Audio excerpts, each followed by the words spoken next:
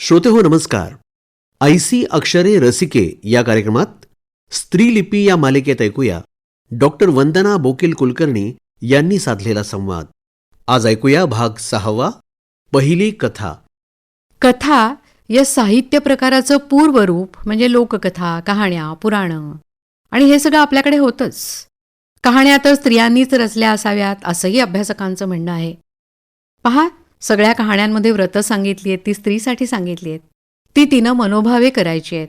उतरणार नाही, मातणार नाही, घेतला वसा टाकणार नाही असा शब्द द्यायचा आहे.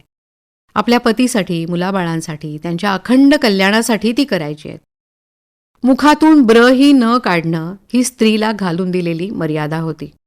पण तरीही या काळात जे काही थोडंफार शिक्षण काही जणींना लाभलं त्या तुरळक स्त्रियांनी कथा, कादंबऱ्या आणि लेख लिहून आजूबाजूच्या स्त्रीजीवनाचं आपलं आकलन, आपले अनुभव, आपली निरीक्षणं आणि त्यातून आलेली अस्वस्थता नोंदवली आहे. ती नोंदवताना अनेकींनी टोपण नावांचा आधार घेतलाय. हतभागी भगिनी, लक्ष्मी तनया, वामनसुता, एक भगिनी अशी अनेक टोपण नावं या काळातल्या स्त्रियांच्या लेखनावर दिसतात. स्वतःच्या नावानिशी लेखन प्रसिद्ध करण्याचं धाडस दाखवणं त्यांना शक्य झालेलं दिसत नाही. मराठी कथेची सुरुवात हरिनारायण आपटे यांच्यापासून झाली असं मानलं जातं. साधारणपणे 1880च्या सुमारास कथा हा नवा साहित्य प्रकार इथे रुळायला लागला. स्त्रीनं लिहिलेली आज उपलब्ध असलेली पहिली कथा आहे 1896 मधली. ती त्या काळातल्या प्रसिद्ध अशा मासिक मनोरंजनमध्ये प्रसिद्ध झाली. यत्र नार्यस्तु पूजन्ते रमन्ते तत्र देवताः हे या मासिकाचं बोधवाक्य होतं. त्यामुळे या काळात सर्वाधिक स्त्रीलिखित कथा याच मासिकातून प्रकाशित झाल्या. या पहिल्या स्त्रीलिखित कथेचं शीर्षक आहे बिचारी आनंदीबाई आणि लेखिकेचं नाव आहे सौ शांताबाई. कथेच्या शीर्षकावरून लक्षात येतं की कथा कशाविषयी असणार. आनंदीबाईचं बिचारीपण हे या कथेमध्ये प्रकर्षानं मांडलं आहे.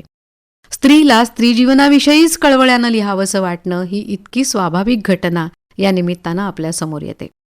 या काळामध्ये स्त्रियांनी जे कथालेखन केलं त्यात ठळकपणे दिसतात ते बालविवाहाचे दुष्परिणाम, केशवपनाच्या क्रूर रूढी, लहान मुलींना सासरी होणारा जाच असे अनेक विषय. त्यामुळे अगदी सुरुवातीपासून स्त्रीलिखित कथा ही स्त्री जीवनाशी समांतर राहिलेली दिसते.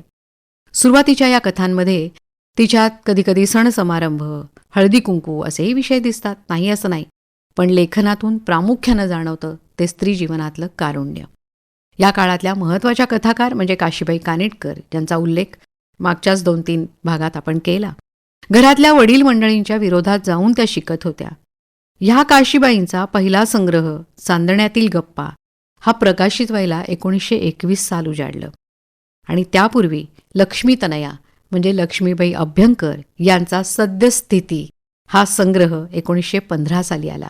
नावाप्रमाणेच त्या काळातल्या म्हणजे सद्यस्थितीतल्या स्त्री जीवनाचं अत्यंत वास्तव चित्र त्यामध्ये उमटलेलं आपल्याला दिसतं. तिथून पुढे मात्र स्त्रियांच्या कथालेखनाचा आलेख कायमच चढता राहिलेला दिसतो. ऐसी अक्षरे रसिके या कार्यक्रमात स्त्रीलिपी या मालिकेत आपण ऐकत होतात डॉक्टर वंदना बोकील कुलकर्णी यांनी साधलेला संवाद. 6व्या भागाचा विषय होता पहिली कथा. निर्मिती सहाय्य संकेत गायकवाड. सादर करते राजेश शेजवळे.